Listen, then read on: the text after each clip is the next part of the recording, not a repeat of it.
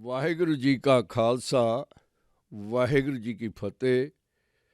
ਗੁਰੂ ਪਿਆਰਿਓ, ਅੱਜ ਆਪਾਂ ਅਸ਼ਟਪਦੀ 18ਵੀਂ ਤੇ ਪਦ ਤੀਜਾ ਵਿਚਾਰ ਜਾ ਰਹੇ ਹਾਂ। ਅਕਸਰ ਇਹ ਬੇਨਤੀ ਕਰਦੇ ਹਾਂ ਕਿ ਕੋਈ ਵੀ ਪ੍ਰਾਣੀ ਇੰਨਾ ਸਿਆਣਾ ਨਹੀਂ ਹੈ ਜਿਹੜਾ ਗੁਰੂ ਸਾਹਿਬਾਨ ਦੀਆਂ ਰਮਜ਼ਾਂ ਨੂੰ ਸਮਝ ਸਕੇ। ਜਿੰਨਾ ਕੁ ਸਮਝਾਉਂਦੇ ਹਨ ਉਨਾ ਕੁ ਪ੍ਰਾਣੀ ਸਮਝਦਾ ਹੈ, ਜਿੰਨਾ ਕੁ ਬੁਲਾਉਂਦੇ ਹਨ ਉਨਾ ਇਨਸਾਨ ਬੋਲਦਾ ਹੈ, ਜਿੰਨਾ ਉਹ ਸੁਣਾਉਣ ਦੀ ਮਿਹਰ ਕਰਦੇ ਹਨ ਉਨਾ ਸਿੱਖ ਸੁਣਦਾ ਹੈ। ਗੁਰੂ ਪਿਆਰਿਓ, ਧੰਨ ਧੰਨ ਗੁਰੂ ਅਰਜਨ ਦੇਵ ਜੀ ਨੇ ਸੁਖਮਨੀ ਸਾਹਿਬ ਦੇ ਵਿੱਚ ਅਪਾਰ ਕਿਰਪਾ ਕਰਕੇ ਪ੍ਰਾਣੀ ਨੂੰ ਪ੍ਰਭੂ ਦੇ ਨਾਲ ਜੋੜਨ ਦੀ ਇੱਕ ਵਡਮੁੱਲੀ ਵਿਧੀ ਸਮਝਾਈ ਹੈ। ਸਭ ਤੋਂ ਵੱਡੀ ਕੰਧ ਪ੍ਰਾਣੀ ਦੇ ਦਿਲ ਦਿਮਾਗ ਦੇ ਵਿੱਚ ਹਉਮੈ ਦੀ ਹੈ। ਜਦੋਂ ਉਹ ਕੰਧ ਖੋਰ੍ਹਣੀ ਸ਼ੁਰੂ ਕਰ ਦਿੰਦਾ ਹੈ, ਪ੍ਰੀਤ ਵਾਲਾ ਮਨ, ਤਾਂ ਹੌਲੀ ਹੌਲੀ ਕੰਧ ਕਿਰ ਜਾਂਦੀ ਹੈ, ਢਹਿ ਜਾਂਦੀ ਹੈ। ਸੱਚੇ ਪਾਤਸ਼ਾਹ ਨੇ 24,000 ਅੱਖਰ, 24 ਅਸ਼ਟਪਦੀਆਂ, ਇੱਕ ਅਸ਼ਟਪਦੀ ਦੇ 8 ਪਦ, 3 ਘੜੀਆਂ ਦਾ ਇੱਕ ਪਹਿਰ ਬਣਦਾ ਹੈ। ਦਿਨ ਤੇ ਰਾਤ ਦੇ ਵਿੱਚ 24 ਘੰਟੇ, 24 ਘੰਟਿਆਂ ਦੇ ਵਿੱਚ ਪ੍ਰਾਣੀ ਨੂੰ 24,000 ਸਵਾਸ ਆਉਂਦੇ ਹਨ। ਇੱਕ ਘੰਟੇ ਦੇ ਵਿੱਚ ਤਕਰੀਬਨ 1,000 ਸਵਾਸ ਪ੍ਰਾਣੀ ਲੈਂਦਾ ਹੈ। ਸੱਚੇ ਪਾਤਸ਼ਾਹ ਨੇ ਮਿਹਰ ਕੀਤੀ ਹੈ ਕਿ ਜੇ ਪ੍ਰਾਣੀ ਆਪਣੀ ਹੈਬਿਟ ਨੂੰ ਚੇਂਜ ਕਰ ਲਵੇ, ਆਪਣੀ ਆਦਤ ਨੂੰ ਬਦਲ ਲਵੇ, ਆਪਣੇ ਰੋਜ਼ ਨਾਮਚੇ ਦੇ ਵਿੱਚ ਹਮੇਸ਼ਾ ਹੀ ਰਸਨਾ ਪ੍ਰੀਤਮ ਪ੍ਰੀਤਮ ਕਰੀ ਜਾਵੇ।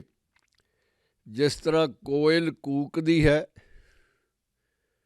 ਬਬੀਹਾ ਆਸ ਦੇ ਵਿੱਚ ਪੁਕਾਰਦਾ ਹੈ, ਜਿਸ ਤਰ੍ਹਾਂ ਮਛਲੀ ਪਾਣੀ ਤੋਂ ਬਿਨਾਂ ਫੜਫੜਾਉਂਦੀ ਹੈ, ਤੜਫਾਉਂਦੀ ਹੈ ਆਪਣੇ ਸਰੀਰ ਨੂੰ, ਇਸੇ ਤਰ੍ਹਾਂ ਪ੍ਰਾਣੀ ਪ੍ਰਭੂ ਦੀ ਪ੍ਰੀਤ ਦੇ ਵਿੱਚ ਹਰ ਪਲ ਹਰ ਛਿਨ ਪ੍ਰੀਤਮ ਪਿਆਰੇ ਨੂੰ ਯਾਦ ਕਰੇ। ਯਾਦ ਤਦ ਹੀ ਕਰ ਸਕਦਾ ਹੈ ਜੇ ਪਹਿਲਾਂ ਆਪਣੇ ਆਪ ਨੂੰ ਮਾਰੇ, ਆਪਣੇ ਵਿੱਚ ਛੁਪੇ ਹੋਏ ਭਿਆਨਕ ਹੰਕਾਰ ਨੂੰ ਦੂਰ ਕਰੇ।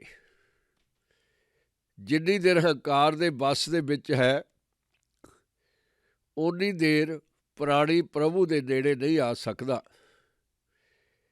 ਇੱਕੋ ਸਮੇਂ ਦੋ ਪਾਸੇ ਨਹੀਂ ਰੱਖ ਸਕਦਾ। ਹੰਕਾਰਿਆ ਹੋਇਆ ਹੋਵੇ ਵੀ ਤੇ ਦੂਜੇ ਪਾਸੇ ਪ੍ਰਭੂ ਦਾ ਸਤਿਕਾਰਿਆ ਹੋਇਆ ਹੋਵੇ ਵੀ, ਇਹ ਸੰਭਵ ਨਹੀਂ ਹੈ। ਸੱਚੇ ਪਾਤਸ਼ਾਹ ਮਿਹਰ ਕਰਦੇ ਹਨ ਕਿ ਪ੍ਰਾਣੀ, ਤੇਰੇ ਕੋਲ ਕੀ ਹੈ ਜਿਹਦੀ ਤੂੰ ਮਿਹਰ ਕਰਦਾ ਹੈ? ਸਰੀਰ ਤੇਰਾ ਨਹੀਂ ਹੈ, ਉਹਦੀ ਮਿਹਰ ਨਾਲ ਬਣਾਇਆ ਗਿਆ ਹੈ। ਸਰੀਰ ਨੂੰ ਚਲਾਉਣ ਦਾ ਇੰਤਜ਼ਾਮ, ਜਿਵੇਂ ਸਵਾਸ ਲੈਣਾ, ਭੋਜਨ ਖਾਣਾ, ਇਹ ਸਾਰੀ ਦੀ ਸਾਰੀ ਕਿਰਿਆ ਪ੍ਰਭੂ ਆਪ ਹੀ ਕਰ ਰਿਹਾ ਹੈ। ਤੇਰਾ ਇਹਦੇ ਵਿੱਚ ਕੋਈ ਰੋਲ ਨਹੀਂ ਹੈ। ਤੂੰ ਕਰੇ ਕਰਾਏ ਹੋਏ ਉੱਤੇ ਆਪਣਾ ਨਾਮ, ਆਪਣਾ ਨਾਂ ਅਜਮਾਈ ਬੈਠਾ ਹੈ। ਇਹ ਕਿੱਧਰ ਦੀ ਸਿਆਣਪ ਹੈ? ਦੇਣ ਵਾਲੇ ਦਾ ਸ਼ੁਕਰਾਨਾ ਕਰਨ ਦੀ ਬਜਾਏ ਲੈਣ ਵਾਲਾ ਦੇਣ ਵਾਲਾ ਬਣ ਬੈਠਾ ਹੈ। ਕਬਜ਼ਾ ਕਰੀ ਬੈਠਾ ਹੈ, ਬਿਨਾਂ ਕਿਸੇ ਕੁਰਬਾਨੀ ਤੋਂ, ਬਿਨਾਂ ਕੁਝ ਲਿਖ ਲਿਖਾਏ ਤੋਂ ਇੱਕ ਧਾੜਵੀ ਪ੍ਰਭੂ ਦੇ ਬਣਾਏ ਹੋਏ ਸਿਸਟਮ ਉੱਤੇ ਕਬਜ਼ਾ ਕਰੀ ਬੈਠਾ ਹੈ। ਇਹ ਕਿੱਧਰ ਦੀ ਸਿਆਣਪ ਹੈ? ਧੱਕਾ ਨਹੀਂ ਚੱਲਦਾ ਪਿਆਰਿਆ। ਤੇਰੀ ਕੋਈ ਸ਼ਕਤੀ ਨਹੀਂ ਹੈ ਕਿ ਤੂੰ ਪ੍ਰਭੂ ਦਾ ਸ਼ਰੀਕ ਬਣ ਜਾਵੇਂ, ਪ੍ਰਭੂ ਦਾ ਮੁਕਾਬਲਾ ਕਰੇ। ਤੂੰ ਭੈ ਦੇ ਵਿੱਚ ਜੀ ਰਿਹਾ ਹੈ। ਤੇਰਾ ਜੀਣਾ ਡਰ ਦੇ ਉੱਤੇ ਆਧਾਰਿਤ ਹੈ। ਤੂੰ ਮੌਤ ਤੋਂ ਡਰ ਰਿਹਾ ਹੈ। ਤੂੰ ਗੁਰੂ ਦਾ ਮੁਕਾਬਲਾ ਤਦ ਹੀ ਕਰ ਸਕਦਾ ਹੈ ਜੇ ਉਹਦੇ ਵਰਗਾ ਬਣ ਜਾਵੇ, ਅਮਰ ਹੋ ਜਾਵੇ। ਇੱਕ ਚਲਤ ਪਤੰਗਾ ਕਿਸ ਤਰ੍ਹਾਂ ਸ਼ਰੀਕੇਬਾਜ਼ੀ ਕਰ ਸਕਦਾ ਹੈ, ਜਿਹੜਾ ਰੋਸ਼ਨੀ ਅਤੇ ਪਤੰਗੇ ਦੋਨਾਂ ਨੂੰ ਬਣਾਉਣ ਵਾਲਾ ਹੈ, ਉਹਦੇ ਨਾਲ ਤੈਂ ਆਡਾ ਪਾ ਕੇ ਜੱਬ ਸਹੇੜ ਲਿਆ ਹੈ। ਹੁਣ ਇਹਦੇ ਵਿੱਚੋਂ ਨਿਕਲਣਾ ਤੇਰੇ ਲਈ ਸੰਭਵ ਨਹੀਂ ਹੈ। ਗੁਰੂ ਦੀ ਸਿੱਖਿਆ ਮੰਨ ਕੇ ਆਪਣੇ ਮਨ ਨੂੰ ਟਿਕਾ ਲੈ ਅਤੇ ਡਰ ਤੋਂ ਨਿਜਾਤ ਪਾ ਲੈ। ਅਸਲ 'ਚ ਤੇਰੀਆਂ ਅੱਖਾਂ ਝੁੰਧਿਆ ਗਈਆਂ ਹਨ ਮਾਇਆ ਦੀਆਂ ਰੋਸ਼ਨੀਆਂ ਨਾਲ, ਸੰਬੰਧਾਂ ਨਾਲ। ਤੂੰ ਬੜਾ ਕੁਝ ਆਪਣਾ ਬਣਾਈ ਬੈਠਾ ਹੈ। ਹੁਣ ਤੇਰੇ ਲਈ ਪਿੱਛੇ ਮੁੜਨਾ ਤੇਰੇ ਲਈ ਸ਼ਰਮ ਹੈ। ਤੇਰੇ ਆਪਣੇ ਕੀ ਕਹਿਣਗੇ? ਤੈਨੂੰ ਲੱਜਾ ਆਵੇਗੀ ਕਿ ਹੁਣ ਡਰਦਾ ਡਰਦਾ ਗੁਰੂ ਵੱਲ ਜਾ ਰਿਹਾ ਹੈ। ਤੇਰੇ ਕੋਲ ਕੋਈ ਚੋਇਸ ਵੀ ਨਹੀਂ ਹੈ। ਕਿਹੜਾ ਰਸਤਾ ਬਚਿਆ ਹੈ ਤੇਰੇ ਕੋਲ? ਜਿੱਧਰ ਤੂੰ ਤੁਰ ਰਿਹਾ ਹੈ ਉਹ ਸੰਗਲਾਂ ਤੋਂ ਬਿਨਾਂ, ਜੇਲ੍ਹ ਖਾਨੇ ਤੋਂ ਬਿਨਾਂ ਕੁਝ ਵੀ ਨਹੀਂ ਹੈ। ਸਾਰੀ ਜ਼ਿੰਦਗੀ ਤੈਂ ਜੀ ਲਈ, ਸੰਬੰਧ ਵੀ ਪੱਕੇ ਨਹੀਂ ਬਣੇ। ਇੱਕ ਵੀ ਨਹੀਂ ਜਿਹੜਾ ਤੇਰਾ ਬਣਿਆ। ਨਜ਼ਰ ਮਾਰ ਕੇ ਦੇਖ ਲੈ ਆਪਣੇ ਚੌਗਿਰਦੇ ਦੇ ਵਿੱਚ ਕਿਹੜਾ ਤੇਰੇ ਨਾਲ ਮਰਨ ਨੂੰ ਤਿਆਰ ਹੈ, ਉਹ ਤੇਰਾ ਹੈ। ਨਹੀਂ ਤਾਂ ਦੁਨੀਆ ਬਗਾਨੀ ਹੈ। ਦੁਨੀਆ ਨਾ ਸਲਾਹੀ ਇਹ ਮਰਮੰਝ ਸੀ। ਇਹਦੀਆਂ ਸਿਫਤਾਂ ਕਰਦੇ ਕਰਦੇ ਨੇ ਸਾਰਾ ਜੀਵਨ ਬਿਤਾ ਛੱਡਿਆ, ਪਰ ਦੁਨੀਆ ਤੇਰੀ ਬਣੀ ਨਹੀਂ ਹੈ। ਗੁਰੂ ਫਿਰ ਵੀ ਤੇਰਾ ਹੈ। ਇੰਨੀ ਦੇਰ ਦੀ ਤੂੰ ਪਿੱਠ ਕਰੀ ਬੈਠਾ ਹੈ। ਗੁਰੂ ਦੇ ਪਿਆਰਿਆਂ ਨੂੰ ਨਿੰਦਦਾ ਹੈ। ਗੁਰੂ ਦੇ ਜਨਾਂ ਦੇ ਉੱਤੇ ਨਹੋਰੇ ਕੱਸਦਾ ਹੈ, ਜਲੀਲ ਕਰਦਾ ਹੈ। ਗੁਰੂ ਦੇ ਪਿਆਰੇ ਗੁਰੂ ਦਾ ਰੂਪ ਹਨ। ਤੈਂ ਕਦੇ ਵੀ ਨਹੀਂ ਸੋਚਿਆ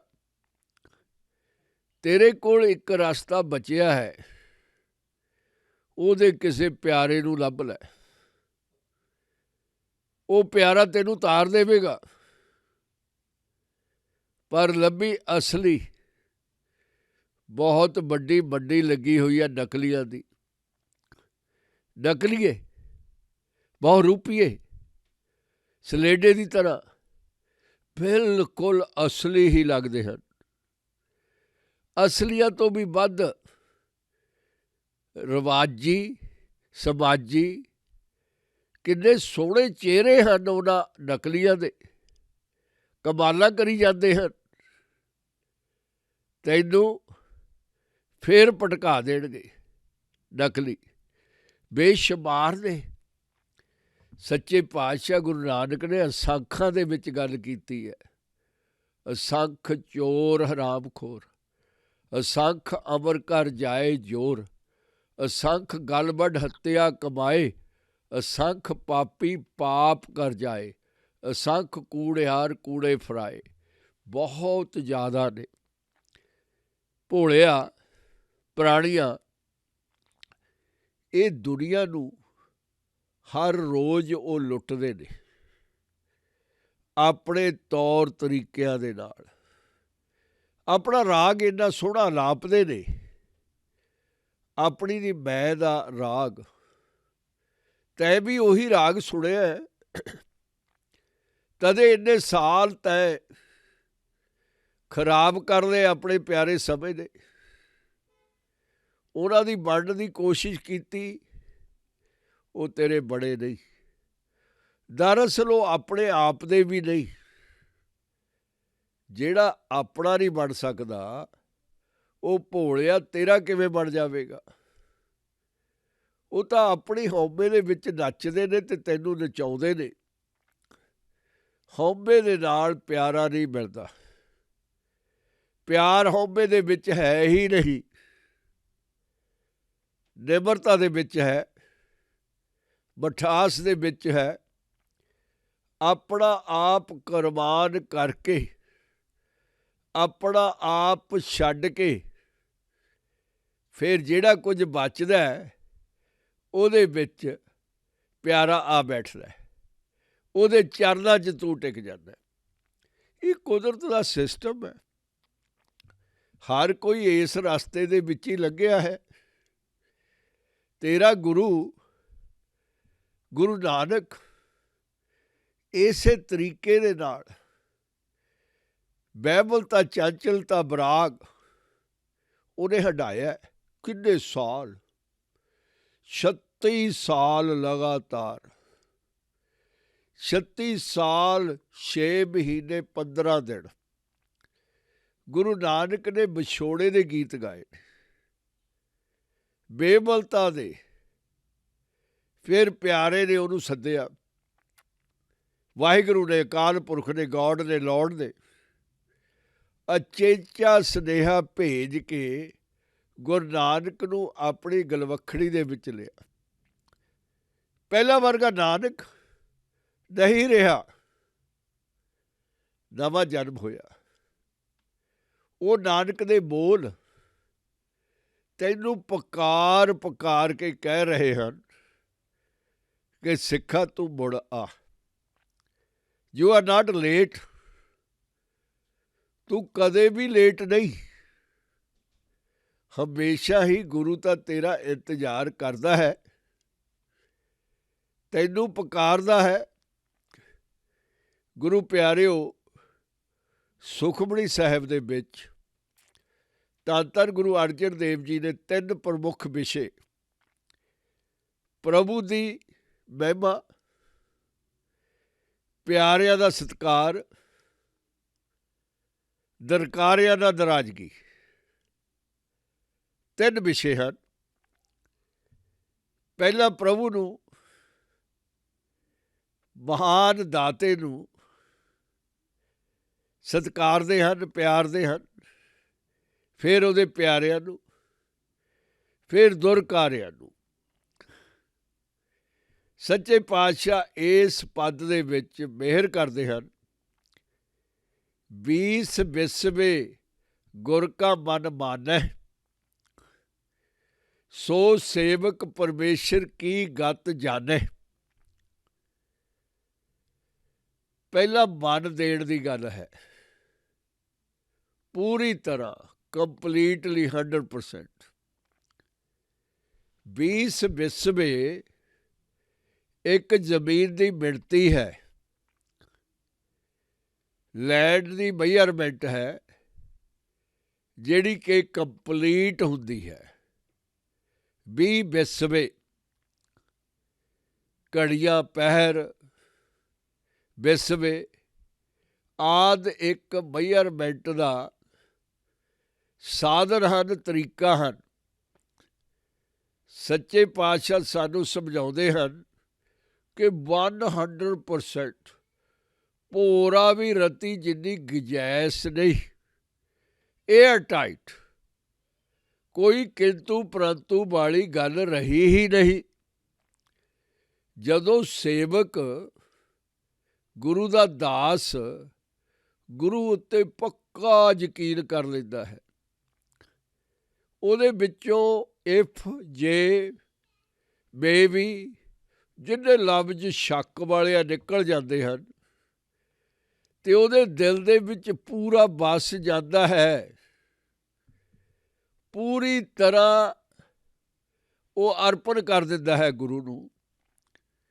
ਫਿਰ ਉਹ ਗੁਰੂ ਦਾ ਮਨ, ਪਿਆਰ ਵਾਲਾ ਮਨ, ਜਿਹਨੇ ਉਹਨੂੰ ਐਕਸੈਪਟ ਕਰ ਲਿਆ ਹੈ, ਉਹਨੂੰ ਪ੍ਰਵਾਨ ਕਰ ਲੈਂਦਾ ਹੈ ਅਤੇ ਆਪਣੇ ਮਨ ਨੂੰ ਪੂਰੀ ਤਰ੍ਹਾਂ ਉਹਦੇ ਚਰਨਾਂ ਦੇ ਵਿੱਚ ਭੇਟ ਕਰ ਦਿੰਦਾ ਹੈ।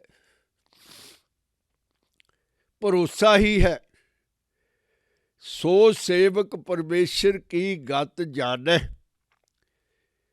ਗਤ ਆਮ ਤੌਰ 'ਤੇ ਮੋਕਸ਼ ਦਾ ਲਫ਼ਜ਼ ਹੈ, ਜਿਹੜਾ ਸਰੀਰ ਦੇ ਧਾਰੀਆਂ ਦੇ ਲਈ ਲੋੜੀਂਦਾ ਹੈ। ਪਰਮੇਸ਼ਰ ਨੂੰ ਕੋਈ ਗਤ ਦੀ ਲੋੜ ਨਹੀਂ ਹੈ।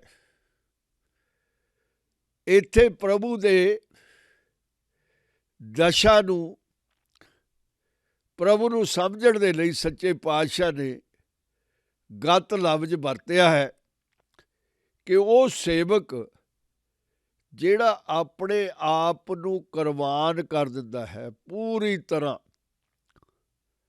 ਨਿਸ਼ਾਵਰ ਕਰ ਦਿੰਦਾ ਹੈ, ਫਿਰ ਉਹ ਪਰਮੇਸ਼ਰ ਦੀ ਪਰਸਨੈਲਿਟੀ ਨੂੰ ਸਮਝਣ ਲੱਗ ਜਾਂਦਾ ਹੈ। ਉਹ ਪਰਮ ਪੁਰਖ ਦੀ ਦਸ਼ਾ ਨੂੰ ਜਾਣਨ ਲੱਗ ਜਾਂਦਾ ਹੈ। ਸੋ ਸਤਿਗੁਰ ਜਿਸ ਹਿਰਦੈ ਹਰਿ ਨਾਉ, ਅਨੇਕ ਬਾਰ ਗੁਰ ਕੋ ਬਲ ਜਾਉ। ਜਿਹਦੇ ਹਿਰਦੇ ਦੇ ਵਿੱਚ ਸੱਚੇ ਪਾਤਸ਼ਾਹ ਦਾ ਨਾਮ ਹੈ, ਉਹਦੀ ਮਹਿਮਾ ਹੈ, ਉਹਦੀ ਉਸਤਤ ਹੈ, ਉਹੀ ਸਤਿਗੁਰੂ ਹੈ। ਸਤਿਗੁਰੂ, ਉਹਨੇ ਸੱਤ ਨੂੰ ਜਾਣ ਲਿਆ ਹੈ, ਸੱਚੇ ਨੂੰ ਸਮਝ ਲਿਆ ਹੈ, ਆਪਣੇ ਮਨ ਦੇ ਵਿੱਚ ਵਸਾ ਲਿਆ ਹੈ। ਬਹੁਤ ਵਾਰੀ, ਅਨੇਕਾਂ ਵਾਰੀ ਉਹ ਹਰ ਸਮੇਂ ਆਪਣੇ ਵਾਹਿਗੁਰੂ ਉੱਤੋਂ ਕੁਰਬਾਨ ਹੋਈ ਜਾਂਦਾ ਹੈ।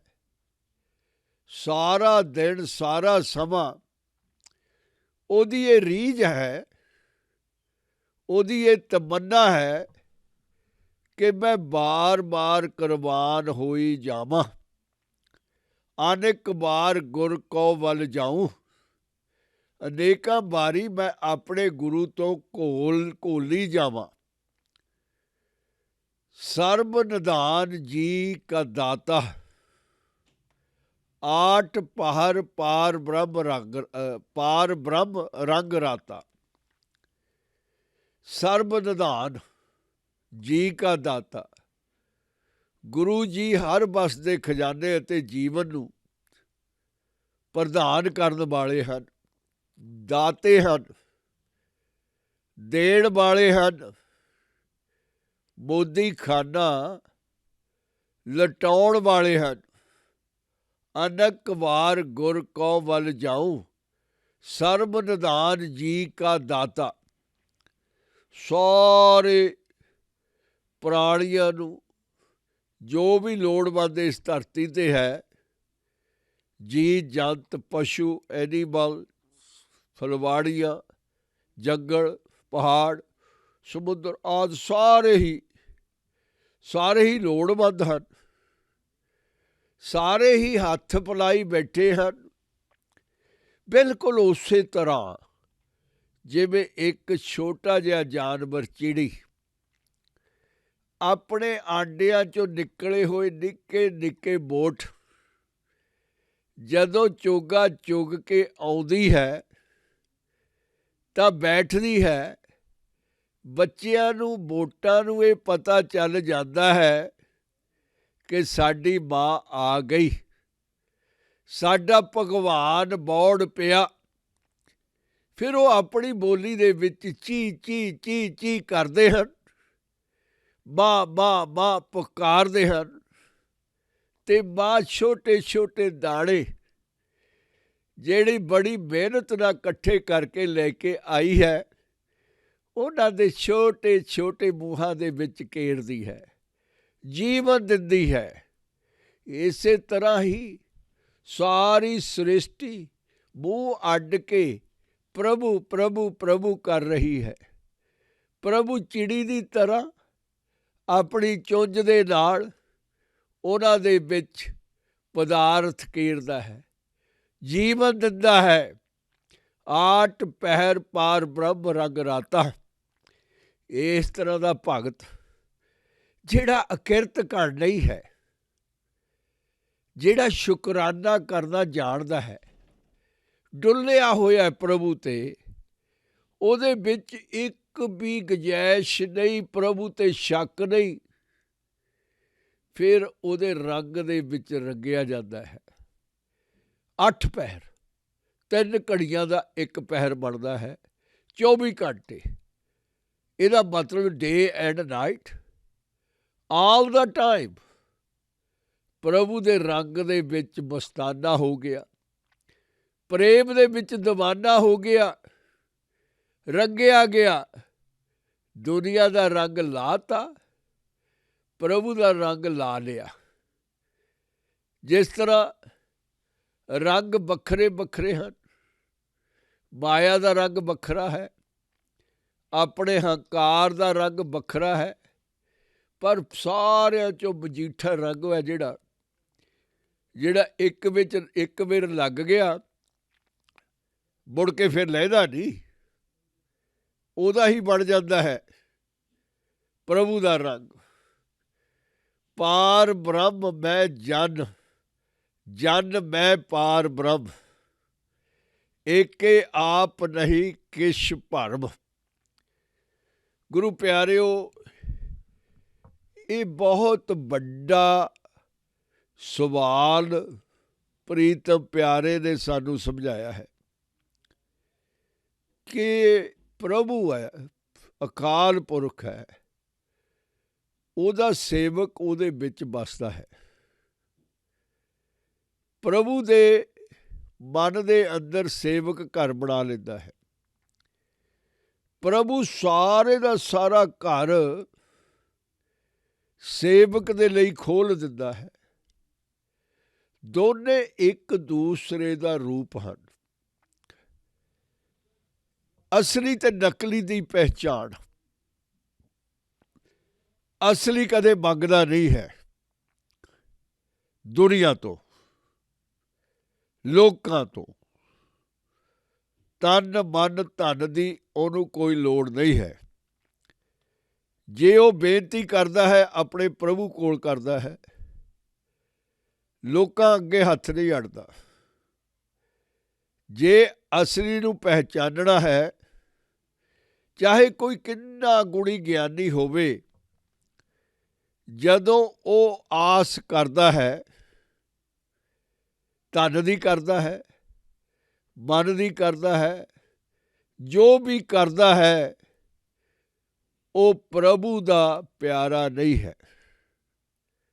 ਉਹ ਇੱਕ ਸੇਲਜ਼ਮੈਨ ਦੀ ਤਰ੍ਹਾਂ ਆਪਣੀ ਜ਼ਿੰਮੇਵਾਰੀ ਨਿਭਾ ਰਿਹਾ ਹੈ, ਆਪਣੀ ਰੋਜ਼ੀ ਰੋਟੀ ਦੇ ਲਈ ਪ੍ਰਚਾਰ ਕਰ ਰਿਹਾ ਹੈ। ਇਸ ਤਰ੍ਹਾਂ ਦੁਨੀਆ ਦੇ ਵਿੱਚ ਕਰੋੜਾਂ ਦੀ ਗਿਣਤੀ ਦੇ ਵਿੱਚ ਰੋਜ਼ੀ ਰੋਟੀ ਉੱਤੇ ਨਿਰਭਰ ਵਾਹਿਗੁਰੂ ਦਾ ਪ੍ਰਚਾਰ ਚੱਲਦਾ ਹੈ। ਇਹ ਜ਼ਰੂਰੀ ਵੀ ਨਹੀਂ, ਇਹ ਪੱਕਾ ਵੀ ਨਹੀਂ ਕਿ ਪ੍ਰਚਾਰਕ ਆਪਣੇ ਜੀਵਨ ਨੂੰ ਆਪਣੇ ਪ੍ਰਚਾਰ ਵਾਂਗੂ ਢਾਲੇ। ਜ਼ਿਆਦਾਤਰ ਅਵੇਸਲੇ ਹੋ ਜਾਂਦੇ ਹਨ ਪ੍ਰਚਾਰਕ, ਆਪਣੇ ਜੀਵਨ ਨੂੰ ਵੱਖਰਾ ਰੱਖਦੇ ਹਨ, ਪ੍ਰਚਾਰ ਨੂੰ ਵੱਖਰਾ ਰੱਖਦੇ ਹਨ। ਅਕਸਰ ਪ੍ਰਚਾਰ ਲੋਕਾਂ ਦੇ ਲਈ ਹੈ, ਉਹਨਾਂ ਦੇ ਲਈ ਨਹੀਂ ਹੈ। ਗੁਰੂ ਪਿਆਰਿਓ, ਇੱਕ ਐਗਜ਼ਾਮਪਲ ਕਾਰਪਟ ਵੇਚਣ ਵਾਲਾ, ਗਲੀਚੇ ਵੇਚਣ ਵਾਲਾ ਭਾਈ, ਬੜਾ ਪ੍ਰੋਫੈਸ਼ਨਲ, ਬਹੁਤ ਹੀ ਪ੍ਰੋਫੈਸ਼ਨਲ, ਜਦੋਂ ਗਲੀਚੇ ਵੇਚਦਾ ਹੈ ਤਾਂ ਹੋਸ਼ ਉਡਾ ਦਿੰਦਾ ਹੈ। ਇਸ ਸ਼ਹਿਰ 'ਚੋਂ ਬਣਿਆ ਹੋਇਆ ਹੈ, ਹੱਥਾਂ ਦੇ ਨਾਲ ਕਢਾਈ ਕੀਤੀ ਹੈ, ਇਹਦੇ ਵਰਗਾ ਇਸ ਦੁਨੀਆ ਦੇ ਵਿੱਚ ਕੋਈ ਵੀ ਗਲੀਚਾ ਨਹੀਂ। ਲੈ ਜਾਓ, ਮੁੱਲ ਬੜਾ ਵਾਜਬ ਹੈ। ਲੋਕ ਲੈ ਜਾਂਦੇ ਹਨ, ਉਹਦਾ ਕਿੱਤਾ ਹੈ, ਸੇਲਜ਼ਮੈਨ ਬੜਾ ਤਕੜਾ ਹੈ। ਇੱਕ ਦਿਨ ਉਹਨੇ ਇੱਕ ਗਲੀਚਾ ਜਿਹਦੇ ਉੱਤੇ ਕੋਈ ਰੰਗ ਡੁੱਲ ਗਿਆ, ਇੱਕ ਪਾਸੇ ਦਾਗ ਸੀ, ਉਹਨੇ ਆਪਣੇ ਘਰੇ ਭੇਜ ਦਿੱਤਾ ਕਿ ਮੇਰੀ ਧਰਮ ਪਤਨੀ ਪ੍ਰਸੰਨ ਹੋ ਜਾਵੇਗੀ। ਦਾਗ ਤਾਂ ਦਿਸਦਾ ਵੀ ਨਹੀਂ। ਇੰਨਾ ਸੋਹਣਾ ਗਲੀਚਾ, ਕਿਸੇ ਦੀਆਂ ਅੱਖਾਂ ਇਸ ਦਾਗ ਨੂੰ ਨਹੀਂ ਦੇਖਣਗੀਆਂ। ਜਦੋਂ ਸ਼ਾਮ ਨੂੰ ਘਰੇ ਆਇਆ ਤਾਂ ਪਤਨੀ ਬੜੀ ਪ੍ਰਸੰਨ, ਬੜੀ ਖੁਸ਼, ਪਰ ਪਰਖ ਬੜੀ ਡਾਢੀ ਉਹਦੀ। ਪ੍ਰੀਤਮ ਪਿਆਰੇ ਦਾ ਸ਼ੁਕਰਾਨਾ ਕੀਤਾ ਬਈ ਤੁਸੀਂ ਇਹ ਤੋਹਫਾ ਅੱਜ ਆਪਣੇ ਘਰ ਦੇ ਲਈ ਇੰਨੇ ਪੈਸਿਆਂ ਵਾਲਾ ਮਹਿੰਗਾ ਭੇਜਿਆ ਹੈ, ਤੁਹਾਡਾ ਸ਼ੁਕਰਾਨਾ। ਪਰ ਪ੍ਰੀਤਮ ਪਿਆਰੇ, ਤੁਸੀਂ ਆਮ ਲੋਕਾਂ ਨੂੰ ਪ੍ਰਚਾਰ ਕਰਦੇ ਹੋ, ਸਮਝਾਉਂਦੇ ਹੋ ਕਿ ਜਦੋਂ ਦਾਗ ਲੱਗ ਜਾਵੇ ਗਲੀਚੇ 'ਤੇ ਤਾਂ ਉਹ ਵਰਤਣਾ ਨਹੀਂ ਹੈ, ਉਹ ਸੋਹਣਾ ਨਹੀਂ ਲੱਗਦਾ। ਪਰ ਆਹ ਇੱਕ ਕੋਨੇ ਉੱਤੇ ਜਿਹੜਾ ਰੰਗ ਡੁੱਲਿਆ ਹੈ ਆਪਣੇ ਘਰ ਦੇ ਵਿੱਚ, ਤੁਸੀਂ ਸੋਚਦੇ ਹੋ ਸ਼ੋਭਾ ਕਰੇਗਾ, ਚੰਗਾ ਲੱਗੇਗਾ। ਮੁਸਕਰਾ ਕੇ ਕਹਿਣ ਲੱਗਿਆ, ਪਿਆਰੀਏ, ਇਹ ਜਿਹੜਾ ਪ੍ਰਚਾਰ ਹੈ ਮੇਰਾ ਇੱਕ ਵੇਚਣ ਦਾ ਧੰਦਾ ਹੈ। ਮੈਂ ਗਲੀਚੇ ਵੇਚਦਾ ਹਾਂ, ਮੈਂ ਲੋਕਾਂ ਨੂੰ ਇਹ ਕਹਿੰਦਾ ਹਾਂ, ਉਹ ਮੰਨਦੇ ਹਨ। ਨਹੀਂ ਤਾਂ ਇੱਕ ਵਾਰ ਗਲੀਚਾ ਖਰੀਦਿਆ, ਨਵਾਂ ਫੇਰ ਕਦੋਂ ਖਰੀਦੇਗਾ। ਅਕਸਰ ਗੰਦੇ ਹੋ ਜਾਂਦੇ ਹਨ, ਦਾਗ ਲੱਗ ਜਾਂਦੇ ਹਨ ਅਤੇ ਉਹ ਆ ਕੇ ਨਵੇਂ ਲੈ ਜਾਂਦੇ ਹਨ। ਪਰ ਇਹ ਆਪਣੇ ਉੱਤੇ ਲਾਗੂ ਨਹੀਂ ਹੁੰਦਾ। ਆਪਣੇ ਘਰ ਦੇ ਵਿੱਚ ਇਹਦੀ ਕੋਈ ਮਹੱਤਤਾ ਨਹੀਂ, ਕਿਉਂਕਿ ਮੈਨੂੰ ਪਤਾ ਹੈ ਇਹਨੂੰ ਦਾਗ ਲੱਗਿਆ ਹੈ। ਮੇਰਾ ਪ੍ਰਚਾਰ ਕਹਿੰਦਾ ਹੈ ਇਹਨੂੰ ਨਹੀਂ ਵਰਤਣਾ, ਪਰ ਆਪਣੇ ਉੱਤੇ ਮੇਰਾ ਪ੍ਰਚਾਰ ਲਾਗੂ ਨਹੀਂ ਹੁੰਦਾ। ਇਸੇ ਤਰ੍ਹਾਂ ਹੀ ਹੈ, ਪ੍ਰਚਾਰਕ ਦੁਨੀਆ ਦੇ ਵਿੱਚ ਬੇਸ਼ੁਮਾਰ ਹਨ। ਜੇ ਉਹ ਸਿਦਕ ਨਾਲ, ਗੁਰੂ ਨਾਨਕ ਦੇ ਤਰੀਕੇ ਦੇ ਨਾਲ ਪ੍ਰਚਾਰ ਕਰਨ, ਗੁਰੂ ਨਾਨਕ ਦੀ ਆਈਡੀਆਲੋਜੀ ਨੂੰ ਵੰਡਣ, ਸੱਚੇ ਪਾਤਸ਼ਾਹ ਦੀ ਸਾਇੰਟੀਫਿਕ ਸਪਿਰਿਚੁਅਲ ਰੈਵੋਲਿਊਸ਼ਨਰੀ ਸੋਚ ਨੂੰ ਲੋਕਾਂ ਵਿੱਚ ਦੇਣ, ਤਾਂ ਗੁਰੂ ਪਿਆਰਿਓ, ਹੁਣ ਤੱਕ ਸਿੱਖੀ ਦਾ ਪ੍ਰਚਾਰ ਇੰਨਾ ਹੋ ਜਾਂਦਾ ਕਿ ਸੱਚੇ ਪਾਤਸ਼ਾਹ ਦੀ ਮਿਹਰ ਨਾਲ ਜੱਗ ਤਰ ਜਾਂਦਾ। ਪਰ ਇਹ ਹੋਇਆ ਨਹੀਂ। ਇਹੀ ਕਾਰਨ ਹੈ ਕਿ ਪ੍ਰਚਾਰ ਆਪਣੀ ਰੋਜ਼ੀ ਰੋਟੀ ਲਈ ਹੀ ਕਰਦੇ ਹਨ। ਜ਼ਿਆਦਾਤਰ ਥੋੜ੍ਹੇ ਹਨ ਸਿਦਕਮਾਨ, ਜਿਹੜੇ ਗੁਰੂ ਦੀ ਬਖਸ਼ਿਸ਼ ਮੰਨ ਕੇ ਜਿੰਨਾ ਆਉਂਦਾ ਉਹਨਾਂ ਉਹਨੂੰ ਐਕਸੈਪਟ ਕਰ ਲੈਂਦੇ ਹਨ। ਕੋਈ ਇਤਰਾਜ਼ ਨਹੀਂ, ਕੋਈ ਕਿੰਤੂ ਨਹੀਂ, ਕੋਈ ਪਰੰਤੂ ਨਹੀਂ, ਕੋਈ ਰੋਸ ਨਹੀਂ, ਕੋਈ ਗਿਲਾ ਨਹੀਂ, ਕੋਈ ਸ਼ਿਕਵਾ ਨਹੀਂ। ਉਹਦਾ ਭਾਣਾ ਮੰਨਦੇ ਹਨ ਅਤੇ ਗੱਲ ਸੱਚੀ ਕਹਿ ਦਿੰਦੇ ਹਨ। ਉਹਨਾਂ ਨੂੰ ਲੋਕ ਵੀ ਨਹੀਂ ਸਵੀਕਾਰਦੇ, ਲੋਕ ਵੀ ਉਹਨਾਂ ਨੂੰ ਝੱਲਦੇ ਨਹੀਂ, ਕਿਉਂਕਿ ਸੱਚ ਵਿਕਦਾ ਨਹੀਂ। ਸੱਚ ਐਕਸੈਪਟ ਕੀਤਾ ਜਾਂਦਾ ਹੈ। ਸੱਚ ਵਿਕਾਊ ਨਹੀਂ ਹੈ, ਵਿਕਣ ਵਾਲੀ ਚੀਜ਼ ਨਹੀਂ ਹੈ। ਝੂਠ ਵਿਕਦਾ ਹੈ, ਉਹਦੀ ਮਾਰਕੀਟ ਬਹੁਤ ਵੱਡੀ ਹੈ। ਕੌਣ ਖਰੀਦੇਗਾ ਸੱਚ ਨੂੰ? ਸੱਚ ਮੰਨਣ ਵਾਲਾ ਹੀ, ਜਿਹਨੂੰ ਸੱਚ ਸਵਾਦ ਲੱਗਦਾ ਉਹੀ। ਝੂਠ ਨੂੰ ਸਵਾਦਣ ਵਾਲਾ ਸੱਚ ਨੂੰ ਕਦੋਂ ਖਰੀਦੇਗਾ? ਉਹ ਵਿਚਾਰੇ ਪ੍ਰਚਾਰਕ ਮਜਬੂਰ ਹੋ ਕੇ ਉਹੀ ਕੁਝ ਸੁਣਾਉਂਦੇ ਹਨ ਜਿਹੜਾ ਲੋਕ ਸੁਣਨਾ ਚਾਹੁੰਦੇ ਹਨ। ਸੱਚੇ ਪਾਤਸ਼ਾਹ ਮਿਹਰ ਕਰਦੇ ਹਨ ਕਿ ਬ੍ਰਹਮ ਮੈਂ ਜਨ, ਜਨ ਮੈਂ ਪਾਰ ਬ੍ਰਹਮ, ਏਕੇ ਆਪ ਨਹੀਂ ਕਿਛ ਭਰਮ। ਜਦੋਂ ਦੋਨਾਂ ਤੋਂ ਇੱਕ ਹੋ ਗਿਆ, ਜਨ ਵਾਹਿਗੁਰੂ ਬਣ ਗਿਆ, ਪਰਮੇਸ਼ਰ ਦਾ ਰੂਪ ਧਾਰਨ ਕਰ ਲਿਆ, ਲੋੜਾਂ ਤੋਂ ਬਾਹਰ ਚਲੇ ਗਿਆ, ਸਿਫਤਾਂ ਤੋਂ ਬਾਹਰ ਚਲੇ ਗਿਆ, ਨਿੰਦਿਆ ਅਸਰ ਨਹੀਂ ਕਰਦੀ, ਬ੍ਰਹਮ ਬਣ ਗਿਆ। ਉਹਨੂੰ ਝੂਠੀ ਸਿਫਤ ਕਦੋਂ ਭਾਵੇਗੀ? ਉਹਨੂੰ ਕੋਈ ਭਰਮ ਨਹੀਂ ਰਿਹਾ। ਉਹਨੂੰ ਇਹ ਵੀ ਪਤਾ ਚੱਲ ਗਿਆ ਕਿ ਮੈਂ ਹੀ ਉਹੀ ਹਾਂ, ਉਹੀ ਮੈਂ ਹਾਂ। ਇਹੀ ਕਬੀਰ ਸਾਹਿਬ ਨੇ ਮਿਹਰ ਕੀਤੀ ਹੈ। ਧੰਨ ਧੰਨ ਭਗਤ ਰਵਿਦਾਸ ਜੀ ਨੇ ਵੀ ਇਹੀ ਸਵੀਕਾਰਿਆ ਹੈ ਕਿ ਫਿਰ ਲੋੜ ਹੀ ਨਹੀਂ ਰਹਿੰਦੀ। ਦੁਨੀਆ ਆਪਣੀ ਬੱਲੇ ਬੱਲੇ ਆਪਣੀ ਸ਼ਲਾਘਾ ਦੇ ਲਈ ਭੱਜੀ ਫਿਰਦੀ ਹੈ। ਜਦ ਵਾਹਿਗੁਰੂ ਨੇ ਦੇ ਦਿੱਤੀ, ਫਿਰ ਹੋਰ ਕਿਹੜੀ ਲੋੜ ਬਚ ਗਈ? ਬੇਲੋੜਾ ਹੋ ਗਿਆ। बेगम शहर का बेगमपुरा शहर को नाओ बेगम हो गया, ਗਮਾਂ ਤੋਂ ਬਾਹਰ ਨਿਕਲ ਗਿਆ ਤੇ ਉਸੇ ਤਰ੍ਹਾਂ ਦੇ ਸ਼ਹਿਰ ਦੇ ਵਿੱਚ ਵਾਸਾ ਹੋ ਗਿਆ। ਕਿਉਂਕਿ ਬ੍ਰਹਮ ਮੈਂ ਜਨ, ਜਨ ਮੈਂ ਪਾਰ ਬ੍ਰਹਮ, ਏਕੈ ਆਪ ਨਹੀਂ ਕਿਛ ਭਰਮ।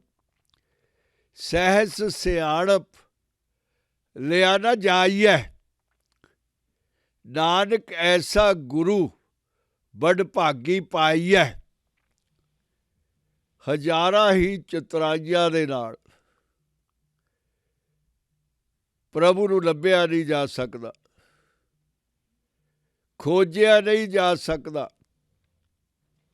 ਕਨਿੰਗਨੈਸ, ਕਲੈਵਰਨੈਸ, ਸਿਆਣਪ, ਚਤਰਾਈ, ਸੱਚੇ ਪਾਤਸ਼ਾਹ ਮਿਹਰ ਕਰਦੇ ਹਨ ਕਿ ਇਹਨਾਂ ਗੱਲਾਂ ਨਾਲ ਪ੍ਰਭੂ ਨਹੀਂ ਮਿਲਦਾ, ਪ੍ਰਭੂ ਨੂੰ ਪਸੰਦ ਨਹੀਂ ਹਨ। ਚਤਰਾਈ ਕਿਹਨੇ ਨਾ ਪਾਇਆ, ਚਲਾਕੀ ਪ੍ਰਭੂ ਨੂੰ ਪਸੰਦ ਨਹੀਂ ਹੈ। ਭੋਲਾਪਣ, ਮਲੰਗ, ਦਰਵੇਸ਼ ਪ੍ਰਭੂ ਦਾ ਪਿਆਰਾ ਹੈ। ਜਿਹੜਾ ਜੀਵਨ ਚੰਗੇ ਨਸੀਬਾਂ ਨਾਲ ਮਿਲਦਾ ਹੈ, ਭਾਗਾਂ ਨਾਲ ਮਿਲਦਾ ਹੈ, ਸਿਆਣਪ ਨਾਲ ਨਹੀਂ, ਉਹਦੀ ਕਿਰਪਾ ਨਾਲ ਮਿਲਦਾ ਹੈ। ਨਾਨਕ ਐਸਾ ਗੁਰ ਬੜ ਭਾਗੀ ਪਾਈਐ। ਐਸਾ ਗੁਰੂ ਭਾਗਾਂ ਨਾਲ ਮਿਲਦਾ ਹੈ। ਗੁਰੂ ਪਿਆਰਿਓ, ਇੱਕ ਵੇਰ ਆਪਾਂ ਅੰਗਰੇਜ਼ੀ ਦੇ ਵਿੱਚ ਇਸੇ ਪਦ ਨੂੰ ਵਿਚਾਰ ਲਈਏ। 20 ਵਿਸਵੇ ਗੁਰ ਕਾ ਮਨ ਮਾਨੈ, ਸੋ ਸੇਵਕ ਪਰਮੇਸ਼ਰ ਕੀ ਗਤ ਜਾਣੈ। The servant who fully consolidates Guru's mind comes to know the state of the supreme being. ਸੋ ਸਤਿਗੁਰ ਜਿਸ ਹਿਰਦੈ ਹਰਿ ਨਾਉ, ਅਨਕ ਬਾਰ ਗੁਰ ਕੋ ਬਲ ਜਾਉ। He is the true Guru, within whose mind is God's name. Many times I am a sacrifice unto my Guru. Sarv Nidhan ji ka data. The Guru is the treasure of everything. Aat pahar par brahm rang rata. The Guru is the treasure of everything and the giver of life. Throughout the 8 watches of the day, he remains dyed with the love of the Supreme Lord. पार ब्रह्म में जन, जन में पार ब्रह्म, ब्रह्म में जन, जन में पार ब्रह्म। The saint abides in the Lord and the Lord in the saint. एक आप नहीं किश भरम।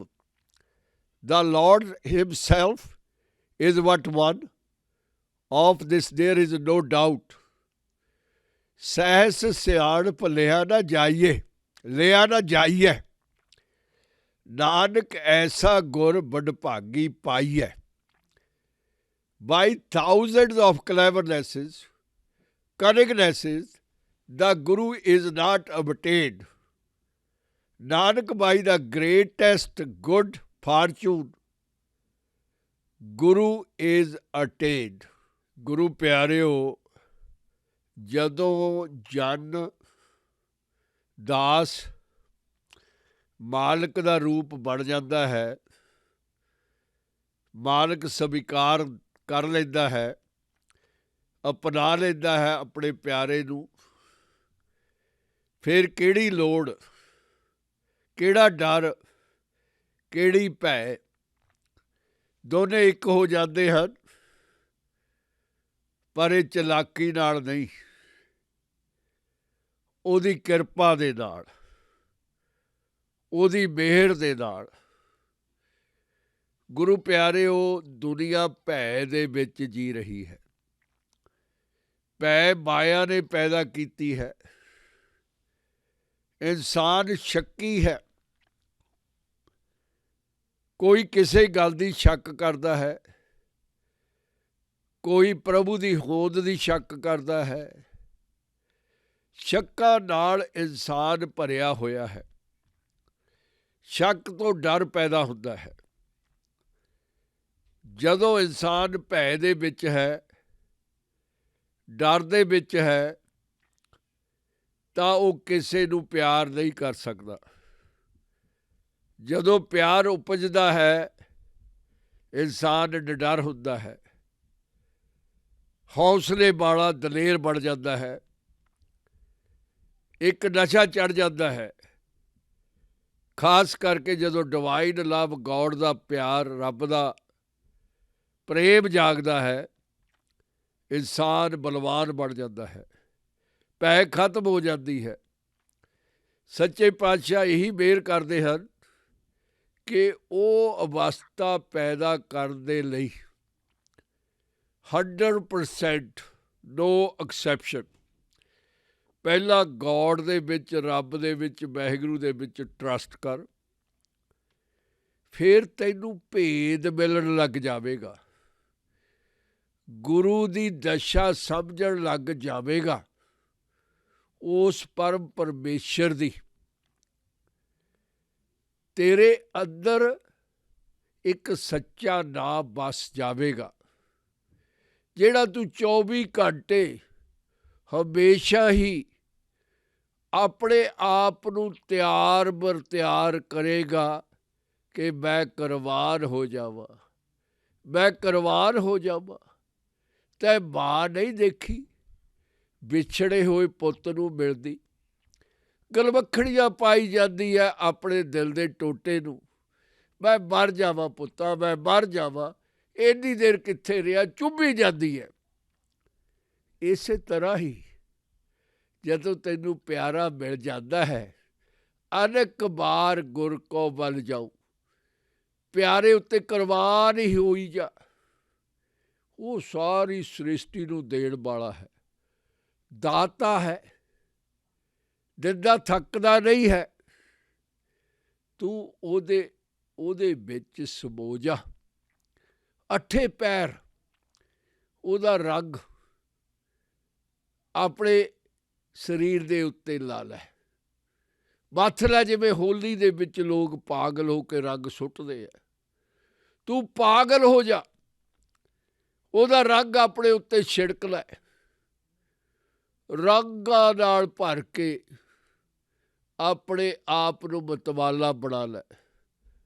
ਲੋਕ ਕਹਿੰਦੇ ਰਹਿਣ ਰੰਗਿਆ ਗਿਆ, ਰੰਗਿਆ ਗਿਆ, ਤੈਨੂੰ ਪਤਾ ਕਿਹੜਾ ਰੰਗ ਲੱਗ ਗਿਆ। 24 ਘੰਟੇ ਫਿਰ ਤੇਰੀ ਅਵਸਥਾ ਪਿਆਰਿਆ ਨਾ ਤੇਰੀ ਨਾ ਉਹਦੀ ਵੱਖਰੀ ਹੈਸੀਅਤ ਨਹੀਂ ਰਹੀ, ਇੱਕੋ ਬਣ ਗਈ। ਤੂੰ ਤੇ ਮੈਂ ਇੱਕ ਹੋ ਗਏ, ਭੇਦ ਮੁੱਕ ਗਿਆ। ਤੇਰਾ ਤੇਰਾ ਤੇਰਾ ਗੀਤ ਚੱਲ ਪਿਆ, ਮੇਰਾ ਮੇਰਾ ਮੇਰਾ ਮੁੱਕ ਗਿਆ। ਗੁਰੂ ਪਿਆਰਿਓ, ਅੱਜ ਇੰਨਾ ਹੀ। ਵਾਹਿਗੁਰੂ ਜੀ ਕਾ ਖਾਲਸਾ, ਵਾਹਿਗੁਰੂ ਜੀ ਕੀ ਫਤਿਹ।